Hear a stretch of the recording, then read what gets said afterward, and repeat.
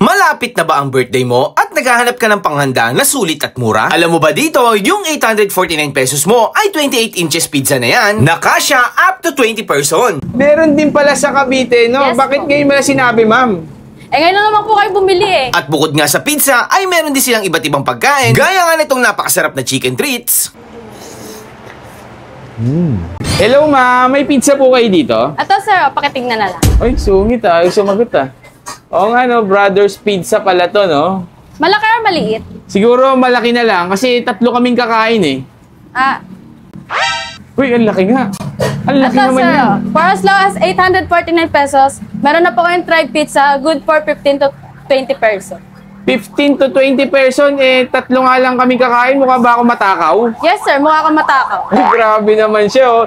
Sige nga, ma'am, ano mga flavor niyang ano nyo, tribe pizza nyo? Meron po kami as low as 849 pesos, meron na po kayong malaking pizza. So, ito yung 849. Ito yung pinaka-basic. Bali po, meron po kaming mga set dito. Pag all meat po, 1,120 po. Opo. At yung Pinakamahal. mahal po namin tribe pizza po is 1,530 pesos. 1,530 yung pinakamahal. Pero napakasulit. 28 inches yan, no? Yes po. Ito ba yung ano, ma'am? Yung trending sa Paranaque, yung trending at pinipilahan na tribe pizza doon? Yes po. Meron din po kami dito sa Kawit, Cavite branch. Saka po sa Tansa, Cavite branch po. Meron din pala sa Cavite, no? Yes, Bakit po. ngayon mo na sinabi, ma'am? Ngayon lang naman po kayo bumili eh. Ayaw nga, no? Ngayon lang pala ako bumili. Sige, ma'am. Sige, ma'am. Ano pang iba mga food nyo dito bukod sa pizza? Meron po kami ditong carbonara a la carte, spaghetti a la carte, shawarma rice, chicken pasta, baked mac, and nachos po. Ang dami din pala, no? Sige, ma'am, ordering ko na yan. Tapos, ma'am, ito na lang, last na tanong na lang, exact location dito sa branch nyo.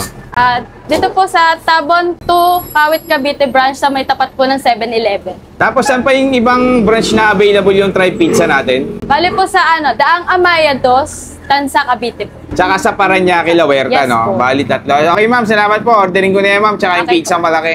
Sige sir, thank you po. So yun mga ka-food trip at napabalik na nga tayo dito sa Brothers Pizza. Pero ngayon guys, hindi tayo sa Paranaque, no? Meron pala sila ditong branch sa Cavite na nagsaserve din ng tribe pizza. Ito katulad nito. Ayun, grabe guys, oh.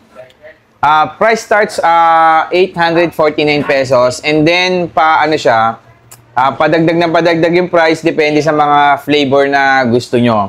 So ito guys, yung in-order natin yan, iba't ibang flavor yan. Mayroong spinach, may shawarma, may pork cheese, tsaka itong Brothers Choice nila na flavor. So yan yung in-order natin. 28 inches yan guys, good for 15 to 20 person. Yung favorite ko dito, yung kanilang Brothers Choice, ayan, ang daming meat niyan. Grabe, oh. Tapos may kasama na rin drinks to guys, Tingnan natin.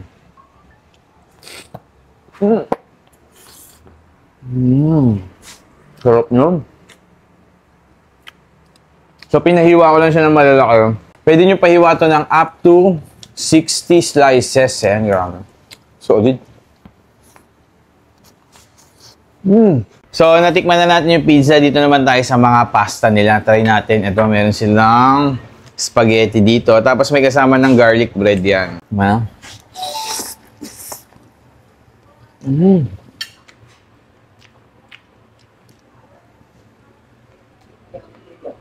Perfect. Try naman natin yung kanilang carbonara. Ayan. Sulit ang dayo, guys. So, kung magbe-birthday kayo, pwede na kayo dito mag-celebrate, oh. Ang dami nilang food dito. Sarap din. Itong kanilang baked mac. Meron din. Sabi yung creamy, oh.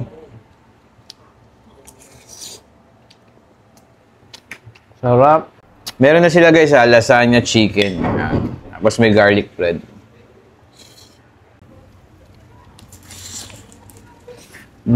So meron din sila ditong mushroom soup. Tikman natin yung mushroom soup nila.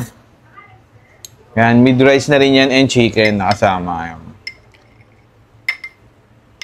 Tikman natin. Sarap din. And then meron din tayong shawarma rice, ayan. Isa rin to sa favorite ko dito sa Brothers Pizza. Yung shawarma rice nila, medyo matagal ko nang kinakain to dito.